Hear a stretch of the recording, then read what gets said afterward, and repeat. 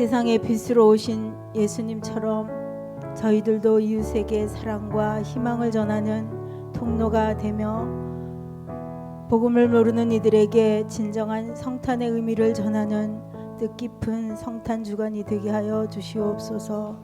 특별히 우리 교회를 기억하여 주시고 주님께 부끄럽지 않는 교회가 되며 주님 말씀에 순종함으로 모든 일에 온전히 주님 영광만을 위하여 힘쓰고 애쓰는 교회 되게 하여 주시옵소서.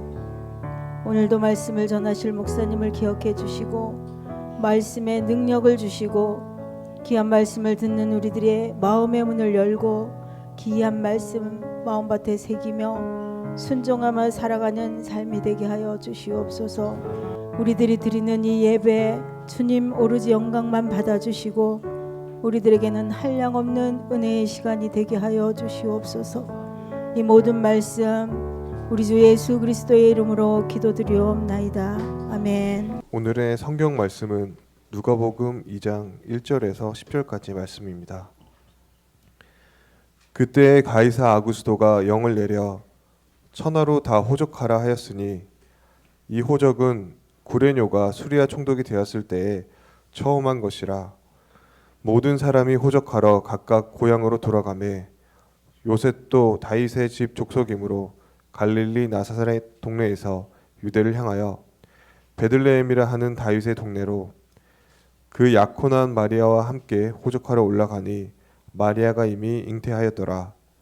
거기 있을 그때에 해산할 날이 차서 첫 아들을 낳아 강보로 싸서 구유에 뉘었으니 이는 여관에 있을 곳이 없음이러라. 그 지역의 목자들이 밤에 밖에서 자기 양떼를 지키더니 주의 사자가 곁에 서고 주의 영광이 그들을 두루 비추매 크게 무서워하는지라. 천사가 이르되 무서워하지 말라. 보라, 내가 온 백성에게 미칠 큰 기쁨의 좋은 소식을 너희에게 전하노라. 자, 오늘은 성탄주일입니다.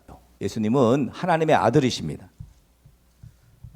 그러니까 하나님의 아들이 이 땅에 오신 날이죠. 아기 예수로. 하나님의 아들이 이 땅에 오실 필요가 없어요. 그냥 하늘에 계신 분이기 때문에 그냥 하늘에 계신 분인데요. 그분의 역할은 하늘에서 이 땅을 창조할 때부터 그냥 영원부터 영원까지 그냥 계신 분이거든요.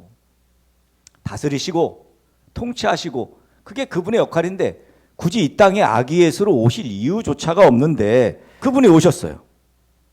그것도 동정녀 마리아에게서 태어나는 오늘 말씀의 내용처럼 번거로운 이런 과정을 거쳐서 이 땅에 오셨다고요. 이거는 사실 그럴 필요가 없는데 왜 굳이 그렇게 하셨는가?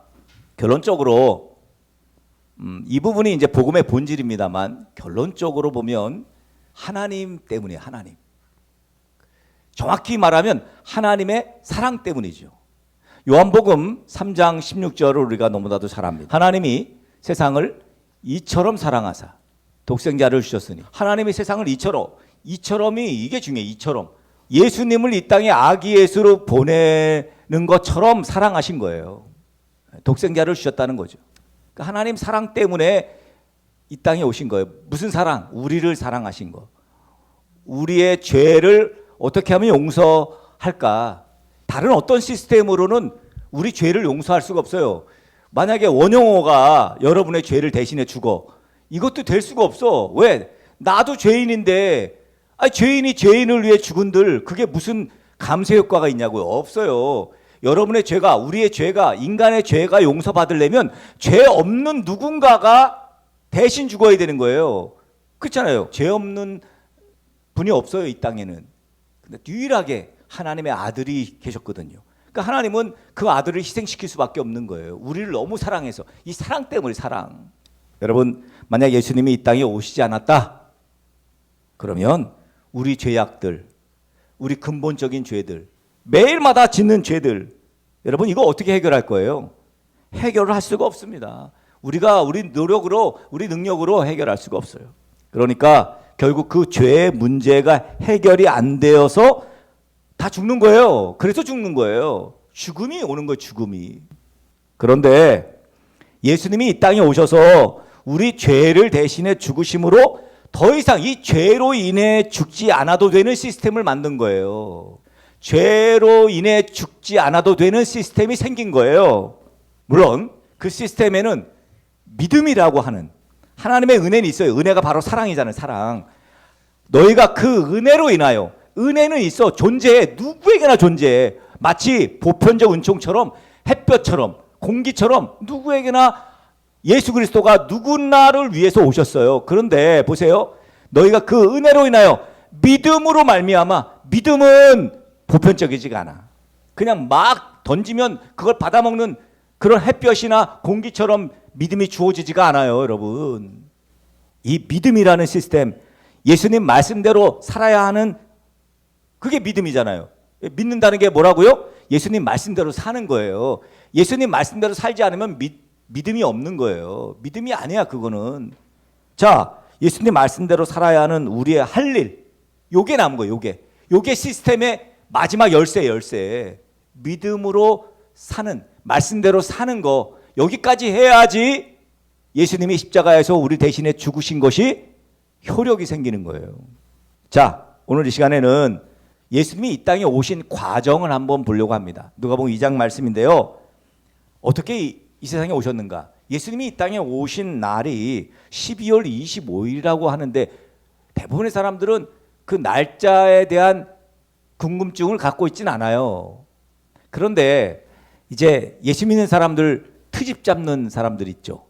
이게 이제 로마 정권 시기에 로마에 기독교가 공인되면서 성탄의 날을 이 날로 잡은 거예요. 12월 25일로. 왜? 이 날은 로마가 그 전에 예수님 섬기기 전에 섬겼던 태양신을 섬겼던 날이 바로 12월 25일이에요. 그러니까 모든 로마 사람들이 다 아는 날이에요. 12월 25일이. 왜? 태양신 섬기는 날이었으니.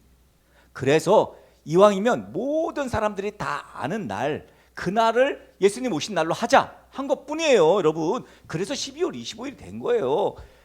이 날이 아니야. 예수님이 이 날에 오셨다고 성경이 말해주고 있지는 않아. 그러니까 여러분들이 그런 거 갖고 괜한 싸움할 거 없어요. 예수님이 언제 오셨는지 성경은 말해주고 있지 않는데 오늘 본문에 보니까 예수님이 탄생한 때를 알 수 있는 단서가 나와요. 뭐라 그래요? 오늘 1절에 가이사 아구스도가 전국에 호적하라는 명을 내렸다는 거예요. 여기 가이사 아구스도, 여기 아구스도는 여러분이 잘 아는 대로, 우리가 많이 들은 대로 아우구스투스를 말하죠. 그리고 여기 앞에 붙인 호칭인 가이사, 이건 카이사르, 뭐 율리우스 카이사르, 줄리어스 시저라는 얘기죠. 여기에 카이사르는 바로, 가이사는 그 성이에요. 성. 카이사르는 그냥 단순한 성이 아니라 황제라는 뜻을 가지고 있어요. 그냥 황제. 가이사 그러면 황제. 그러니까 가이사 아구스도는 아우구스도 황제라는 뜻이죠. 아우구스투스 황제 이런 뜻이에요. 결국 황제가 명령했다는 거예요. 아우구스투스 황제가 명령하는데 무슨 명령? 호적을 해라. 호적하라는 거예요. 자, 지금 아구스도 황제가 호적 명령을 한 거예요. 자, 왜 명령을 했을까? 일단은 세금이 세금. 예. 그래서 육남매, 너희 육남매야? 너 부모도 있어? 그럼 세금이 얼마야? 이렇게 세금을 매기는 거예요. 자, 그 다음에 두 번째, 군사로 동원을 시킵니다. 또 국가 차원에서 노역을 하잖아요. 그죠? 인력을 동원하는 게 있어요. 그래서 인구조사가 목적이었을 것이다. 이렇게 추측합니다. 자, 이 호적 명령에 따라서 요셉도 이제 자기 정혼자, 약혼녀 마리아를 데리고 이제 고향으로 가요. 이게 호적은 고향에서 해요. 근데 나사렛이 어디 있어? 갈릴리 지역에 있어요. 위쪽에. 거기서 사마리아를 거쳐서 아래 베들레헴에 가는 거예요.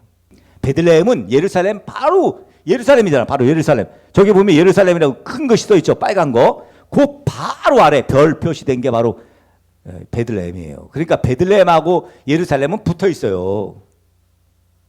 자, 자기의 고향 베들레헴으로 나사렛에서 임신한 아내를 데리고 지금 내려오는 거예요. 내려와서 베들레헴에 옵니다. 자, 해산달이 돼서 마리아가 고향 베들레헴에 가서 예수님을 해산해요. 예수님을 낳아요. 오늘 본문에서 아기 예수의 탄생 장소가 베들레헴입니다. 하필 왜 베들레헴일까? 지금이야 뭐 예수님이 태어난 곳이래 그래가지고 지금 베들레헴에 사람들이 맨날 와가지고 베들레헴 교회, 예수님 탄생 교회 뭐 이런 교회가 있습니다만 그 당시 베들레헴은요 그냥 깡촌 시골 그냥 아무것도 없는 아무도 찾지 않는 그런 곳이에요. 그런데 베들레헴이 이 요셉 마리아의 고향이라서 베들레헴에 태어난 거냐?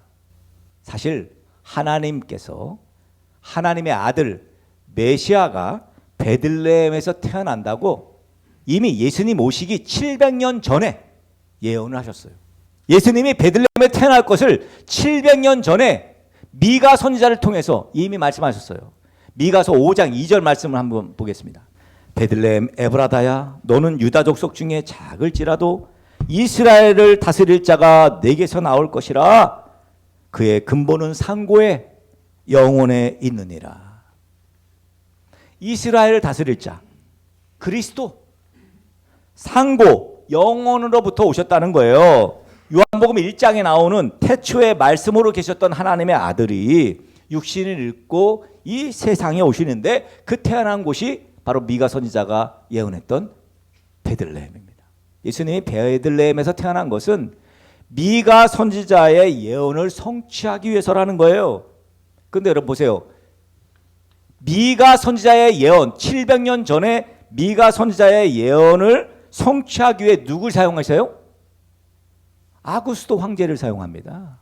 여러분 이게 바로 우리 머리털까지 세시는 하나님의 섭리예요. 하나님은 가이사 아구스도 황제 로마의 황제인 아구스도 황제를 통해서 호적하라고 하시면서 지금 예수님을 베들레헴에서 태어나도록 만든 거예요. 아구스도 황제는 몰랐겠지.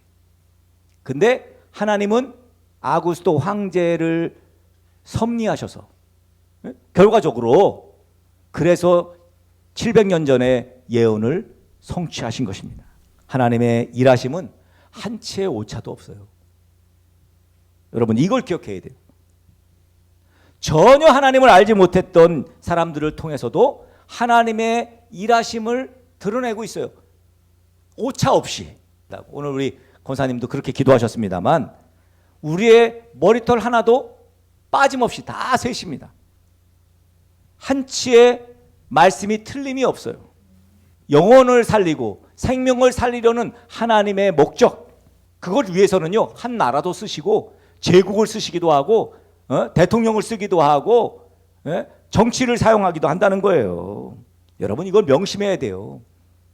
하나님이 나를 위해 우리를 위해서 하나님이 하시는 것은 지금 뭐든지 다 움직일 수 있다는 거예요. 당시 베들레헴 상황을 고려해 보면 지리적으로 베들레헴은요 무척 작은 동네예요. 이 여관, 근데 여관에 들어갔단 말이에요. 여관에 문을 두드렸는데 안 열었어요. 여관들이. 그 여관이라고 했어요. 자, 이 여관이 과연 어떤 걸까? 그 제가 한번 찾아봤습니다. 보통 여관은요 우리가 생각하는 그 여관, 돈 주고 잠자는 그 여관이요 모텔, 호텔 이런 거죠. 이 여관이라고 하면 선한 사마리아인 비유에서 강도 만난 사람, 이 사람을 치료하고 맡기는, 그죠? 그래서 내가 돈이 더 들면 돌아올 때 주겠다고. 그게 바로 여관이에요. 그 여관. 거기가 여관이에요. 진짜 우리가 말하는 여관, 돈 주고 잠자는 여관이요. 그래서 헬라어로는 판토게온이라고 말합니다. 진짜 여관이요. 그런데 오늘 베들레헴의 이 여관은요 판토게온을 쓰지 않았어요. 뭘 썼냐면 카탈루마를 썼어요. 카탈루마. 여러분 엄밀하게 다릅니다. 추측컨대 요셉이 해산할 아내를 위해서 이 집 저 집 문을 두드렸을 거예요. 왜냐하면 지금 막 출산하니까 막 출산할 자리를 막 구해야 되니까 막 두드렸는데 사람들이 열질 않았어요. 근데 이 두드린 이 집들이 다 카탈루마예요. 카탈루마. 이 카탈루마가 쓰여진 또 다른 본문이 나오는데 성경에 보면 마가복음 14장, 누가복음 22장에 뭐가 나오면 예수님이 제자들과 함께 최후의 만찬을 했던 곳이 바로 카탈로마예요. 우리는 뭐로 알고 있죠? 다락방. 네, 다락방으로 알고 있어요. 예수님이 제자들과 함께 최후의 만찬을 가졌던 곳이 바로 다락방이에요. 네, 다락방이에요. 다락방. 우리는 말하면 윗방, 다락방, 어퍼룸이라고 하죠. 어퍼룸. 네. 윗방이 윗방. 여긴 판토게이온이 아니라고요. 돈 주고 잠을 자는 그런 곳이 아니에요. 자, 근데 이 유대 나라는요, 집을 지을 때 주거 형태를 봐야 되는데 지면을 약간 파고 진흙과 석회를 섞어가지고 동굴처럼 만듭니다. 근데 대부분이 한 2층 정도로 만들어요. 통상 2층 구조인데 1층에는요 양이나 염소나 뭐 이런 가축들이 사는 공간이에요. 그리고 이제 그 위층에 사람이 살아요. 자, 요셉이 이 집 저 집 두드렸지만 베들레헴에 호적하러 온 많은 사람들 있었을 거 아닙니까? 이 요셉뿐만이 아니라 다른 사람도 호적하러 많이 왔을 거 아니에요. 그러니까 윗방도 이 다래방도 다 찼어요. 친척들도 오고 막 그랬을 테니까 방이 없다는 거야. 그래서 결국은 가축들이 있는 1층, 가축들이 머무는 곳, 거기에 구유, 그러니까 여물통이죠. 여물통에 예수님을 거기서 낳고 거기에 누인 거예요. 여기서 짚고 넘어가야 될 거 말구유 아니라니까 말이 없어. 여러분, 우리는 예수님 말구유에 태어났다는 말구유, 아니 뭐 그것도 뭐 크게 꺼리는 아닙니다만 그래도 우리 상식적으로 이 당시에 말을 탈 수 있는 사람들은 로마의 그 뭐 대장들 이런 사람들 말 타요. 근데 일반 사람들이 말을 여기 1층에 키울 수가 없어. 그 정도로 말이 뭐 이게 상용화되는 때가 아닙니다, 여러분. 물론 뭐 여기 소인지 양인지 모르겠습니다만 로마의 귀족들이 아닌 이상은 말을 키울 수 없었다고요. 여러분, 세상에 아무리 가난하고 돈 없고 그래도요, 갓난아기를 짐승의 밥통에다가 누이는 그런 사람은 없을 거예요. 구유에 누인 아기, 이건 표적이라는 거예요. 표적. 일반적인 상식을 뛰어넘는 초월적인 일이라는 거예요. 예수님이 구유에서 태어났다는 사실은 바로 그런 표적이 되기에 충분했습니다. 의심이 많았죠. 남들을 잘 믿지 않아요, 이 목자들이. 그렇지만 일반적이지 않고 상식적이지 않은 이 표적을 보고 믿지 않을 수가 없었던 거예요. 그렇지 않겠어요? 여러분이 만약에 목자라고 생각해봐요. 아니 무슨 구유에 아기를 누여 여물통에다가. 근데 진짜 갔더니 누여 있는 거지. 이렇게 예수님의 탄생은 거룩하고 성스러운 탄생이었습니다. 어머니 마리아도 아버지 요셉도 그리고 목자들도 거룩한 탄생의 증인들이었습니다. 자, 우리는 어떻습니까? 예수님의 거룩한 탄생의 증인으로 우리가 손색이 좀 없습니까? 요즘 성탄절 그러면 연말 분위기와 맞물려서 딱 죄짓기 좋은 날 아닙니까? 거룩한 아기 예수의 탄생과는 전혀 상관없는 날 같지 않습니까? 연말 분위기와 맞물려서 예수님 탄생과는 전혀 상관없는 성탄절, 예수님이 왜 이 땅에 오셨는지에 대한 개념이 없는, 그러면서 메리 크리스마스, 뭐 크리스마스, 메리 크리스마스가 우리가 예수님을 예배하자 뭐 이런 거거든요. 무슨 얘기인지도 모르면서 흥청망청, 이게 바로 지금 오늘날 성탄입니다.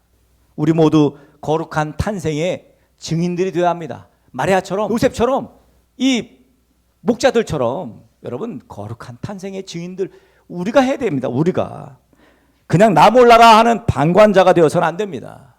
부디 거룩한 탄생의 소식을 자꾸 과감하게 전하는 사명을 감당하시는 저와 여러분 되시기를 구원자 되신 예수 그리스도의 이름으로 간절히 축복합니다.